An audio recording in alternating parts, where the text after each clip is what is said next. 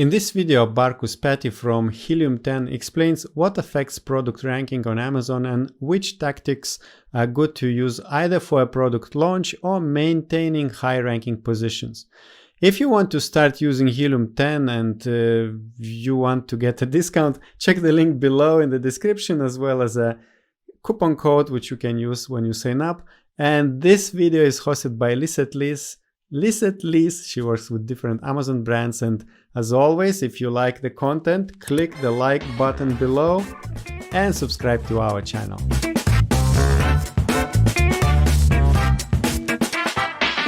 Hi Barkus, I'm really happy to have you here on Orange Click channel today to talk about ranking, which is a super interesting topic for all level sellers.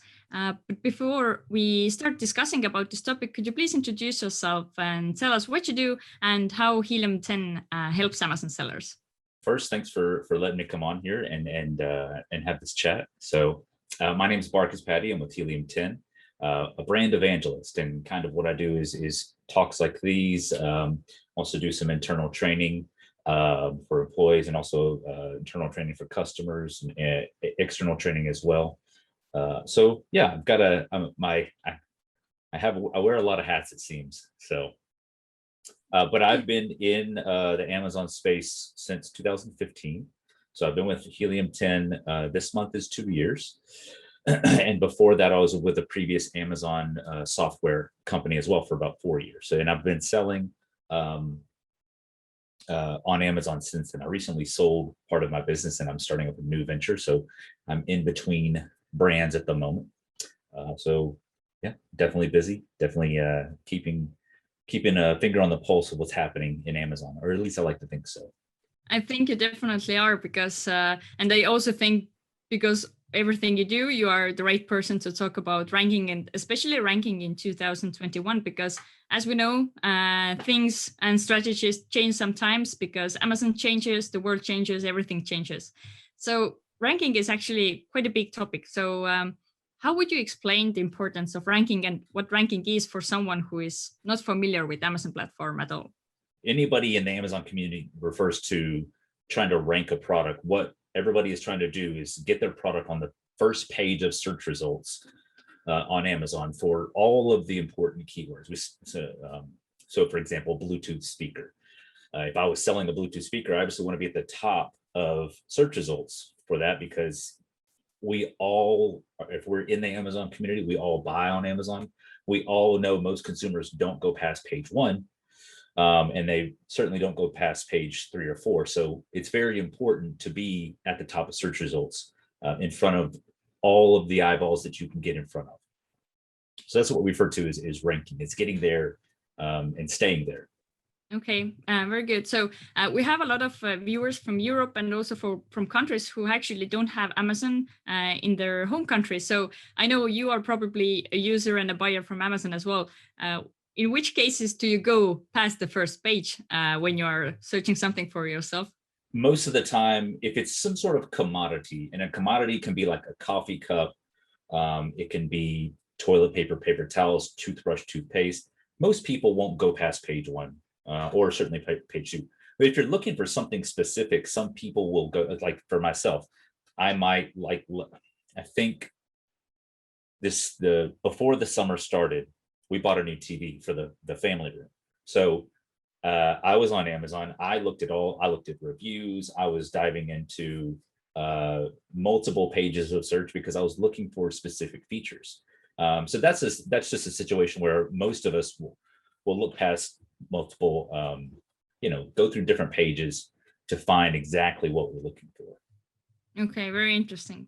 All right, so ranking is definitely something sellers have to think not only when they're already selling to keep the position of the products on the first page, but also before launching their products for the first time and during the process of launching. So where can we start getting into the details, what sellers have to do or think about or figure out when they have an idea, or let's say they already have a product and they want to go Amazon, and of course they want to rank well during 2021. There's a lot of information about ranking, and ranking, when Lisette is referring to how to rank in 2021, What she means by that is every year something changes within Amazon. Sometimes it's every 6 months. There might be a new metric that Amazon puts a little bit more value on, meaning, maybe inventory levels take some sort of value in how you rank your products. So that's what we mean. It's like in 2021, everything's changing. E-commerce is changing. And this is for any marketplace too. So every marketplace is also trying to catch up to Amazon. But the general topics that we will discuss today could be generally applied to other marketplaces as well. Not the specific details, but of course, like we just talked about, you said that we might have a lot of viewers that Amazon is available in their country. These types of topics can be applied to the same. All marketplaces, you want to be at the top of search results. All marketplaces that sales are ultimately the ultimate ranking factor, meaning you can do everything right, but if you don't have any sales, then your listing won't move. It won't get popular with any type of algorithm. It won't get popular with consumers. So it won't get reviews, and it will just kind of stay hidden essentially. And by everything, you probably mean like regarding like listing copy, photos, and everything. So you can have like a really nice and optimized page, but if you don't have traffic, then you don't have sales, and then you don't have ranking as well, right? Absolutely. I mean, you can have a beautiful listing. It's the images, the title, the copy. You can describe it perfectly, but if nobody can find that product, then it will just never be purchased. So ranking, we're going to talk a lot about traffic from multiple sources, even Amazon.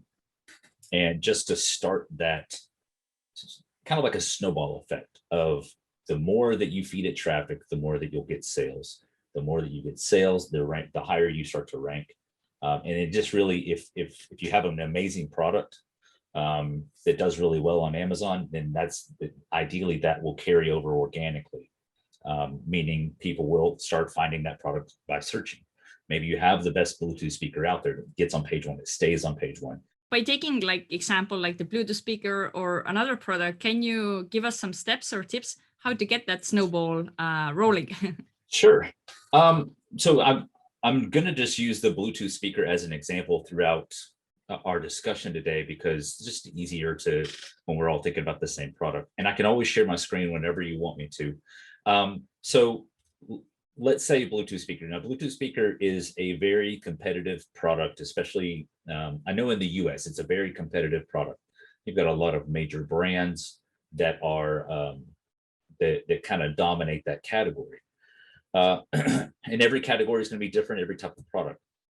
If you're selling dog leashes, there's already going to be the top 10 that sell the most consistently, that have the best reviews. So you're going to have competition everywhere you go. You're not going to find a product that nobody's really selling on Amazon anymore, at least for Amazon.com. And I just say that just because I have the most experience in Amazon.com. So we'll just use that as the example as well. What you want to, I guess, feed the machine in a sense is you want traffic, but you don't want to send. And what you're going to need to do in the beginning is to send multiple types of traffic to your Amazon listing. It no longer works to just launch with just PPC. Now, there might be some smaller, less competitive categories that you can launch a product with just PPC, which is Amazon's pay-per-click. It's their sponsored ads campaign where you can come in and create different types of ads that are displayed on Amazon.com or within their ecosystems of products as well. But typically that won't work or work very well anymore. And again, it goes back to just how competitive that landscape is of the type of product that you're trying to launch. So we want to use that. We want to use what Amazon already has to offer us. It's an incredible platform. You can do really well with it. I'm also a big fan of external traffic. And what we mean by that is traffic that is not Amazon's. And that can be any type of paid advertising. That can be Facebook advertising, Instagram, Twitter, LinkedIn, Pinterest, TikTok, Snapchat, whatever social media platform that you prefer and is applicable to your product. you can start to use those platforms. You can open up business accounts, business manager accounts, essentially, and start running paid advertising. You can also generate your own traffic, meaning you can start creating lists, list building. You can start running ads to basically interest type groups. And let's just use Facebook as an example. So you can go into Facebook and you can create an ad. Let's say I have a dog leash. I can go in there and create an interest type ad for people that love dogs, have pets, anything like that. That's my people. That's the group that I'm trying to create. And I can run ads asking them to sign up for maybe a newsletter, a free product for testing. We can get them onto a VIP product list of, hey, this is who we are. We're this type of dog company. And you want to explain to these people, when you're building these lists, it's very important to understand who you're trying to communicate with. Meaning you want to, before you ask them to buy anything from you, even if it's for a full rebate, you want to build some interest between them and your company. You want them to be interested in who you are as a company, what you offer as a company, what you stand for as a company. Like maybe as this dog company, as a dog leash company, we donate some of our maybe time or profits every year to local dog charities, maybe some animal shelters, or we spend time in dog parks, maybe cleaning it or donating money there. That's going to speak to these people, because you're going to start to make these connections with these people and build a community. And that's ultimately what you want to do with your products, because every time when you don't have an audience, you have to spend a lot of money to launch a product. You have to spend a lot of money on Amazon's PPC platform. Perhaps you do some full price rebates. Perhaps you run coupons on your listing. Perhaps you run Facebook ads as well, or any type of social media ads. That all costs money, and a lot of money if nobody knows that your brand or product exists. So with list building, what you're doing is, again, going back to the dog leash example, we want to communicate with people and let them know who we are, what we stand for, and what we offer as a product.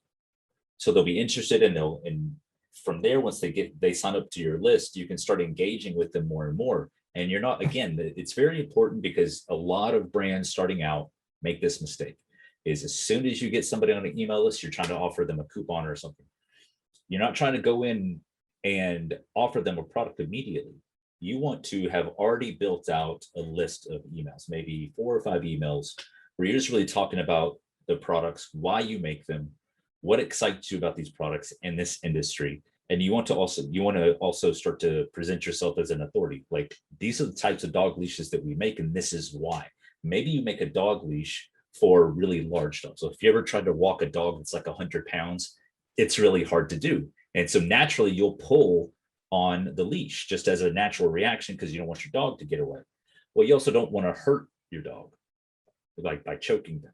So maybe you make a specific harness that's easy to attach, and it's washable, and it doesn't hurt your dog.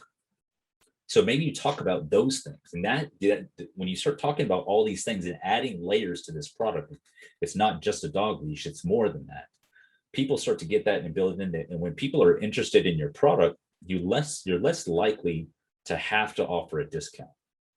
Maybe you don't have to offer full-time rebates if you have a list of 25,000 people that are interested in your brand. Maybe you can just say, hey, we have 250 to sell today at launch. You are one of those 250 people that gets exclusive access to this product. Here you go. The deal ends in an hour. Maybe it's a 10 or 20% off just on the listing. So that's kind of a long part of the answer, but essentially, like, you want to start creating connections with people, because if nobody knows about what you do or what you offer, they're just not going to buy from you. Consumers, we are all getting smarter and using e-commerce more and more every day. And what that means is we're not necessarily looking for the best deal on every single transaction. Sure, we always like a deal if we're looking for something, but if I don't have a dog right now, for example, so if I saw an ad for a dog leash, it doesn't matter if it's free. It doesn't matter if it's a $250 dog leash and it's free. I'm just not going to buy it because I don't need it. I'm that wrong person. But let's say I've been an animal lover since maybe I've had a dog or animals for 25, 30 years. Maybe I'm looking for that product. Maybe I heard about your brand and I go through your email list and I'm really engaged. I found your social media. You've pushed me to all of this, to your TikToks and Twitter and Instagram. And every time you launch a new product, I'm like, I'm on it. I love these people. I love the products. I love what they stand for. My dog loves them. So those are the kind of enthusiast consumers that you ultimately want. And that's why you use lists. And you don't use a list just to launch a product. You can use these lists to really engage with people and keep them in sort of your brand's ecosystem. And you can say, hey, Barkus, we're coming out with a new dog leash. This is one needs even better. We've improved it. It's new and it's updated. Since you're a loyalty customer, we're going to give you an exclusive 10% off. Nobody else is getting this. Especially if you have a good product, then repeat customers are so much easier to keep inside that ecosystem. And it's cheaper too, to keep somebody inside your ecosystem versus finding new people that might be interested. So building lists is one of those things. Again, Facebook ads, they work. Things have changed a lot with Facebook and Instagram as far as targeting and how you can do that. Essentially, it's going to go back to you never want to send out an ad to an audience that's never heard of your product or your brand before and ask them to buy your product, because they never will. If everything is perfect, and what I mean by that is, let's say I'm scrolling through Facebook and there's a Bluetooth speaker company. Never heard of them. They say they just launched. It's a $100 Bluetooth speaker, but it's free after rebate. I'm not going to click on it because I don't know who this is. I don't know. I have no idea who they are. So I'm not going to do that. So what we call that is a cold audience. If I've never heard about your brand or products before, I'm cold. And the reason why that happens is it's rarely that people are on social media looking for something to buy. Most of us are on social media platforms to connect with our friends and family and coworkers to some sort of degree, or meet new people. So we're not looking to buy some sort of physical product, right? So you never want to send out an offer to a cold audience because it's going to cost you a lot of money and it's not going to convert. If everything is perfect, if your ad and your targeting and your ad spend is perfect, and the ad copy and image is perfect, if your Amazon listing is perfect, if everything is perfect, you're going to expect less than 1% to convert. That gets very expensive very quickly. So on social media, you have to even think about how you connect with these people even more. So another popular strategy is to build Facebook pages and Facebook groups. And what you start to do is bringing people into these pages and groups, and you start talking about everything that's the Bluetooth speakers. Why did you build this type of speaker? Why you start showing them the manufacturing process. Like, these were our original drawings of this product. And this is why we wanted to build this product, because we couldn't find a true waterproof product that we could take to the beach. And it doesn't get corroded from the salt water. Salt water will just start to rust out most types of metals if they're not coated properly. So let's use that as an example. We wanted to make the ultimate beach Bluetooth speaker. It doesn't get stuck in the sand, or the sand doesn't get stuck inside it and ruin it. It's what you can wirelessly charge your phone right next to it. It has an amazing sound. We offer a lifetime warranty. You start documenting this process and putting it through your social media channels, people will really start to see who you are as a person and what your brand really stands for, because you really care. They'll see that you care about this product. They'll see that you stand behind it. And it's kind of like a Kickstarter fashion. So Indiegogo or Kickstarter.com are really popular in North America for running some sort of like a pre-launch of a product. A friend of mine is doing it right now, where they're launching a an alternative to coffee. It's got a lot of natural products really to help build, improve your mood and increase focus in the morning, but without that heavy crash of 4 or 5 cups of coffee. And so they're really documenting this process of like, this is who we are, this is what we offer, and this is why we're doing what we're doing. And that the Kickstarter plan is really documenting this process of from conception, I have an idea of a product, and putting it out there basically in digital format of idea to manufacturing to delivery. And people love it. People, if you have a great product with a story to tell, it works. Now it doesn't work on every single product every single time, but that's another great place to start as well. And they're using Kickstarter to launch this it's like a mushroom style coffee. I unpacked a lot right there. But we're talking about social media, we're talking about paid advertising, we're talking about free traffic as well. We're talking about building communities on social media so people are interested in that brand. We're also talking about running these ads to build like email lists or text messaging lists, or maybe you want to get into chat, some type of chat bot, whether it's like Facebook Messenger, and building these lists and communities. And the idea is you have multiple avenues of traffic that are interested in a product like yours. And the great thing is you can do all of this before you even have a product to sell. And why I say that's great is because right now we're experiencing a lot of delays due to the pandemic and an increase in overall e-commerce, where it might take 4 or 5 months to get your first product from manufacturing and shipped from whatever country to Amazon's inventory it's sellable. So you have 4 or 5 months potentially to start talking about and documenting this process. What could be amazing is you take that time and do that. So in 4 to 5 months, when your product is ready to sell, people are just waiting. They're literally waiting for you to send them a message to say, hey, now it's finally for sale. And you get exclusive first access to it. So that's really it. That's it's a high level. There's a lot of detail that we can go into, and we can show some examples too. But that's what we talk about, is using multiple types of traffic, and it looks good on a consumer side, but more importantly too, Amazon's algorithm likes multiple types of traffic. First off, they like external traffic just as a company level because it's traffic they didn't have to pay for. They've run their own studies and they know that most people that come there to make a purchase from external traffic, maybe from a Facebook ad or an email list or text messaging list, they're probably going to buy something else while they're on Amazon. Oh yeah, I need whatever else. I need some toilet paper, or I need, some more vitamins or whatever people might need. So that's work that they didn't have to do, and they're still making money. That was actually one of my questions, or would have been one of my questions to ask, like what Amazon thinks about driving external traffic to the products. So thanks for answering that already. But I wanted to ask one thing when we go more into the details. So let's say you have now built the list and you have those a little bit warmer contacts in your list and you're ready to launch. So to where do you drive the traffic to? Is it to the product page? Is it to the store page? To give them any coupons, or how do you recommend to set it kind of like up for launching a new product? Sure.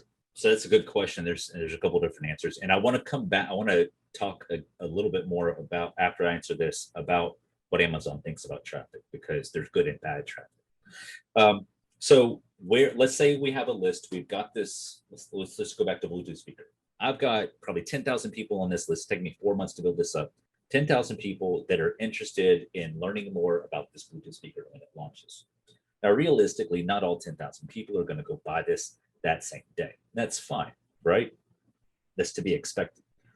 You can do this a couple of different ways. If you have primed this audience and they understand that you're waiting for inventory to come to Amazon, and you're waiting for basically the inventory for Amazon to check it in so it's sellable, you can send them right to the detail page. That's perfectly fine.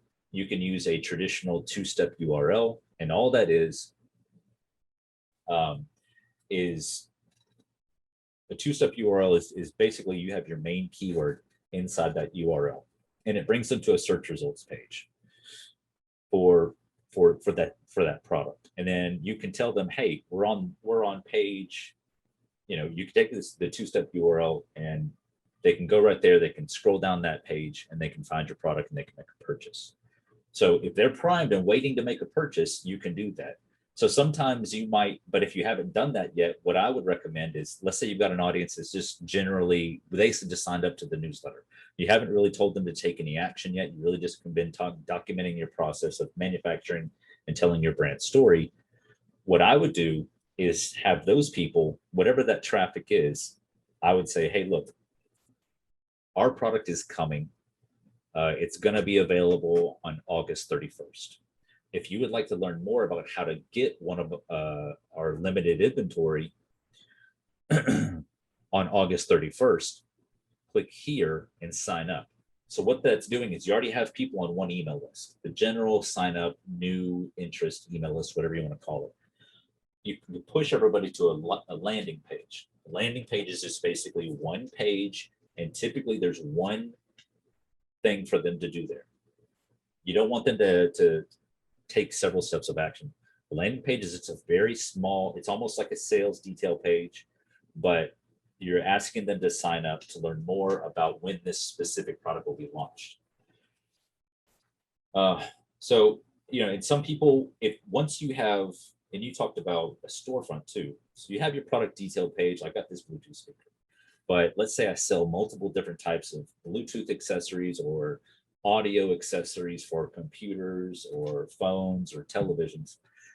Maybe if they have bought products from me in the past, there's some sort of repeat customer, I might send them to the storefront and say, hey, look, I've got this new product. It's here.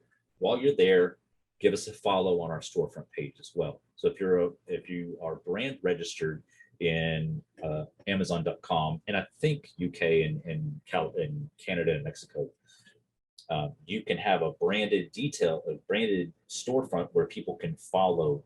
This is something new, at least for Amazon.com, where you can have them follow your brand on Amazon. So you can start to reach out to them with new announcements of new products. So that's another audience that you can build there too. And what I wanted to mention really quickly about Amazon, what do they think of traffic? So Amazon loves good traffic, of course, right? You know, if you're interested in my product and you're ready to buy and you go there and you make a purchase, Amazon loves that. What they don't want to see is anybody trying to manipulate traffic or the algorithm there. So you don't want to just buy a bunch of traffic. Like there's sites that you can go out there to, you can go on Fiverr and other places and you can basically buy traffic. It doesn't convert well, maybe 1 or 2%. But you're going to have a bunch of people go to your product detail page, and then most people won't make a purchase. That hurts your conversion rates, which hurts your metrics inside Amazon. And if you start to do that enough, Amazon can pick up on a pattern. And that's why it's important to kind of going back to different types of traffic is you don't want to just use the same platform to drive traffic to your listings all the time. You don't want to use Facebook ads all the time. And that's the only thing you ever do to drive traffic, because it gets stale after a while. So you start building all this traffic and it just looks better again algorithmically. So, but bad traffic, fake orders, fake reviews, anything that is some sort of manipulation. Amazon's gotten really sophisticated over the years. It used to be really easy to drive. You could essentially just drive a ton of traffic, and even if they didn't purchase anything and add it to cart, that could really drive your rankings. And short-term tactic, and eventually they kind of dry out because Amazon catches on. So yeah, obviously Amazon loves good traffic. Be careful about trying to drive a ton of traffic that nobody knows anything about your product, because it can just hurt your conversion rates, which hurts the metrics inside Amazon. Okay, very good. Thank you very much for explaining that part, because it's definitely very important to understand that there is a difference between the traffic and the traffic. So, but I have one question. Your approach is really interesting, and for some of the viewers, it might seem quite time consuming, because you mentioned a couple of times it's important. It has to be like built up in a really quality way. Sure. And it also takes some additional budgeting, because if you want to run some ads on other platforms, then it requires some additional money. So do you have any Sure. tips for those sellers who are starting to launch their product. They don't have, let's say, the brand and the company in such a big way yet, and they're trying to test out the platform, but they would like to get most of the things correctly in order to see if the platform would work for their product or not. So what are the options for them to really try to step up in the launching and ranking game? Yeah, launching on a budget or a shoestring budget. Sure. I love this question too, because there are a lot of people out there with a lot of money behind them, or they've saved up money and they're ready to throw 25, 30 grand on one product just to launch it. But there's a ton of people that are just launching it and they're like, I don't have that much. I might have a couple of grand left over to launch a product. So that's where your list building becomes really important, because you can do a lot of that for free. You don't have to run ads. You can just start creating content, pushing it on social media. It's free to post on literally every platform out there, regardless of country. It's really, so you can still start telling your brand story, learning that platform. TikTok's a little different from Facebook. Facebook's a little different from Twitter, so on and so on. But you can start to still tell your brand story for free. It is time consuming, yes. But if you don't have money, then you're going to have to put in some sweat equity to build up something. So you got to either spend the time or the money in the beginning before your product is there to do that. And I think that a lot of people might be a little hesitant to do that. But if you have a solid product and you believe in that product, then just tell people that and just start going from there. Just start telling people, just don't be shy. There's again, if you have a good product, the product will eventually sell itself if there's enough people out there learning about it. Maybe I'm a sucker for it, but I love those brand stories. I love watching brands on social media start from nothing and just start building these audiences. And then they're like, well, now I have to move out of this extra room in our house or our bedroom. Now I have to go get a space to start fulfilling products. Or now I actually can go get investors, or I can take this capital that I've made and I can buy more inventory. Have some at my new warehouse and some at Amazon. Now I can launch on at Amazon UK. And that happens more than you think. There are, it's something that I guess I'm a sucker for that brand story, but watching people really authentically tell their story about why they want to even make this product and sell it in the first place. I think it resonates to a lot of people across the globe too. I've watched videos on YouTube and on TikTok and on Facebook where the native language wasn't English, but something captured me about something, and I'll watch the captions will auto generate, and I still start following them. So I don't understand what they're saying, but I can read the captions, and it's still cool to watch that story. So don't even worry about, well, I'm trying to launch this product in Amazon.com, but maybe I don't even know English, or maybe my English isn't that good. That's perfectly fine. There's so many ways to get attention these days. And again, I'm going kind of off topic here, but essentially, like, if you don't have money to put into a marketing budget, then you are the marketing. Like, you have to do the marketing yourself. And again, just be authentic, start telling your story about why you wanted to make this product, who you are, what type of product it is, why is it better than everybody else's product, or why is it unique? And then you just go from there. You'll learn really quickly and every platform is a little different. But the cool thing is about the social media is you can start building email or text messaging lists from there as well. You can send them to a website, you can send them to your own website. You can send them to a landing page as well, or push them into a chatbot service as well. So you can still build a list. That'll just take a little bit more time. Yeah, I think your thoughts are really correct, or I definitely agree with you. And we have seen Amazon making changes as well that help sellers to better tell their story, to open up a little bit how their company is working. So I think it all supports that as well. So that's really nice. So before we sum up, is there any other tips sellers could use, or you could share that they could use for ranking or actually keeping their ranking? Because I know one question is definitely what the viewers will have is like, what happens if I go out of stock, and how can I get my ranking back? So perhaps you can mention a couple of tips about that as well. Yeah, so I'll talk about two tips. I'll talk about that one and then like keywords as well. So yeah, the worst thing you can do is have an amazing product that does well and then you just run out of inventory.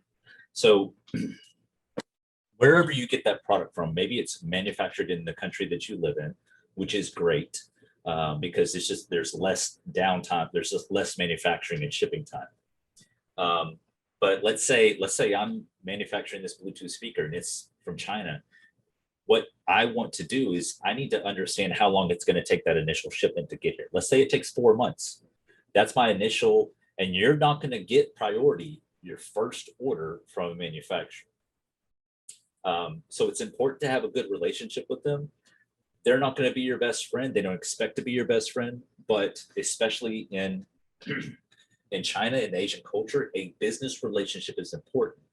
So it's important to be nice and courteous. Ask that person, like while you're communicating with the manufacturer, whoever your rep is, start to learn a little bit more about them. Again, y'all don't have to be best friends, but they appreciate that it goes a long way.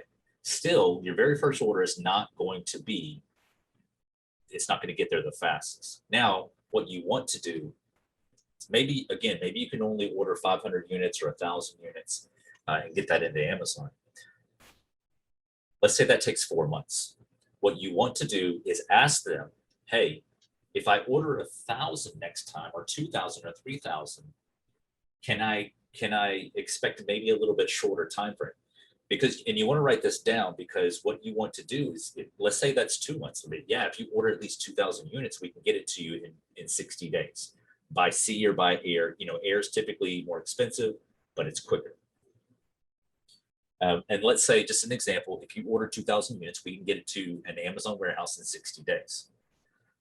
So you have to sit there and calculate, have I ordered enough? If you don't have money left over to buy more inventory, you have to calculate what is my profit for each individual unit, and is that profit left over enough to purchase 2,000 more units to get it back in 60 days. So you have to start. What I do is I have a spreadsheet and it tells me like on certain products where and some inventory management software can come into play here too. So with Helium 10, I haven't talked much about the software, but with Helium 10, we have an inventory management tool that starts to calculate this stuff for you. But if you're starting out at the beginning, again, if you don't have a huge budget, you're going to do this on your own. You can build your own spreadsheets and you can start to calculate when you need to order more units. You don't want to wait a week. You don't want to wait until you have 10 units left on Amazon. Oh wow, I should probably contact my supplier and talk about another shipment. And again, the inventory management software can definitely help you with that because we can send you alerts to help you determine when you should order, and it's based on how quickly that product is selling. So that's one tip, is just be very mindful in the beginning of how long it's going to get to take your second, third, fourth unit. And again, typically the more that you purchase, there's different tiers. If I order 500 units from a manufacturer that's never heard of me before, it's going to take a while, my very first unit. But if I've had a relationship with them for 5 years and I'm ordering an entire 40-foot container full of Bluetooth speakers, I get a little bit more priority depending on how big of a customer I am. So that's very, very important in the beginning, and you'll get better with that every time you place an order as well. Another thing is keywords. So when you're trying to launch a product, again, Bluetooth speaker, that's probably the most relevant keyword. It's the most popular search term that people are going to buy that product and search for that kind of product. It's also more competitive. Like the more popular those keywords, though, it's more competitive with your competition. So what I like to do is find keywords that aren't as popular, but still have some searches on them every month. So I will use Helium 10. I can go into Magnet and do a keyword search, and I'll put in Bluetooth speaker. From there, it will tell me tons of keywords that are related to Bluetooth speaker. What I can do from there is I can filter down, like, let's say it gave me 5,000 keywords that are associated with Bluetooth speaker. I can filter those down. It's like, I only want to look at the keywords that have Bluetooth speaker in them. So maybe it's like Bluetooth speaker for beach, or stainless steel Bluetooth speaker, or Bluetooth speaker with charging port. So those are all what we'd like to refer to as long-term keyword, long-tail keywords. Those keywords, what I like to do is to target, 10, 20, maybe 30 or more of those smaller keywords that all have the same core keyword of Bluetooth speaker. Because when you start to target those keywords, your competition, like maybe Bose or Sony or Apple, they might not be trying to target those because it's not worth it to them, because those are billion and trillion dollar companies. It's not that big of a deal. But if there's less competition there, it's going to be easier to rank on those keywords too. And as a byproduct of you getting on page one for all of those small keywords, you will also bring up your ranking for that core keyword of Bluetooth speaker. So there's a lot of value there in finding those medium or low volume keywords, because it's also what I like to refer to as additional real estate on Amazon. So you want all the real estate on Amazon that you can get. And what I mean by that is ad placements of your product, organic ranking, and multiple keyword placement. Even if let's say I'm looking for, maybe my budget's $20 for a Bluetooth speaker, I might put in multiple different searches for Bluetooth speaker. The more I start seeing some brand on there, it's the top of page one. Wow, they're really competitively priced. You're not going to buy a Sony Bluetooth speaker for $20. So, but if you start seeing the same brand over and over again, you might never ever heard of them before, but 5 searches in, man, these people at the top of page one, they've got the reviews, they've got the price. I'm going to buy it. So those are my tips right there for new sellers and experienced sellers. We all deal with inventory management and keyword issues. Really nice. Thank you so much. Definitely really valuable tips for, as you said, all level sellers. So we all appreciate you sharing them with us today. So thank you very much for joining me today. It was really interesting discussion with you. And before we go apart, could you once more explain how Helium 10 helps Amazon sellers and what kind of services and tools you offer for sellers? So Helium 10 has a very robust suite of tools, software tools, to help any business that's selling on Amazon, whether it's product research, keyword research, listing optimization, inventory management. We even have a financing program too, if you want to finance inventory management, help alleviate some cash flow issues as well.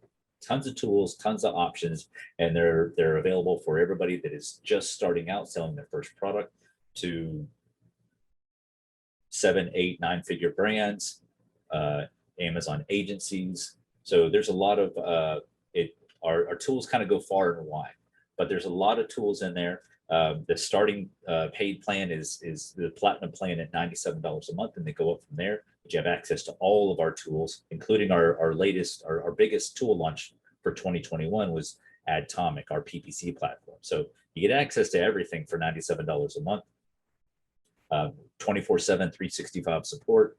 We have very active social media groups where you can come in there and ask questions for getting advice on other sellers. But again, we also have support as well. We have tons of internal training as well. So, okay, sounds really good.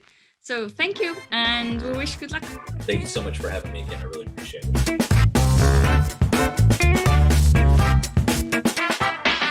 I hope you enjoyed this video and got some insights on how to improve the ranking of your Amazon product listing.